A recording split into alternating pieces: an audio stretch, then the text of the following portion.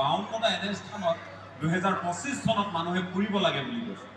52টা এনে স্থান, আৰু এই 52টা স্থানৰ ভিতৰত অসম সন্নিৱিষ্ট আছে। অসমৰ কোনকেইটা স্থান? 1 নম্বৰত চৰাইদেউ ঐতিহাসিক মৈদামথলী, দ্বিতীয়তে আছে কাজিৰঙা ৰাষ্ট্ৰীয় উদ্যান, আৰু তৃতীয়তে অসমৰ চাহ বাগিচা। গতিকে এই ঠাইসমূহ 2025 চনত বিশ্বৰ নাগৰিকে ফুৰিব লাগে বুলি এই সংবাদপত্ৰখনত উল্লেখ পাইছে। কম গৌৰৱৰ কথা, এটাৰ পাছত এটা আমি এনেধৰণৰ গৌৰৱময় বাৰ্তা আমি পাই আছো, আৰু যি আমাক কিছুমান নতুন চিন্তাৰ খোৰাকো যোগাইছে।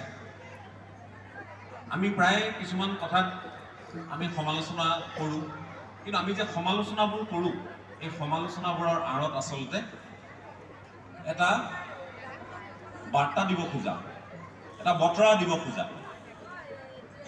আমি দেখিছোঁ আজি কাইলৈ বোধহয় ইয়াত কেইবাখনো ৰাষ্ট্ৰৰ ৰাষ্ট্ৰদূত আছে। গতিকে সেই ৰাষ্ট্ৰসমূহলৈ আমাৰ বহু প্ৰতিনিধি গৈছে। আমাৰ ৰাজনৈতিক নেতাৰ পৰা আৰম্ভ কৰি বুৰঞ্জীবিদৰ পৰা আৰম্ভ কৰি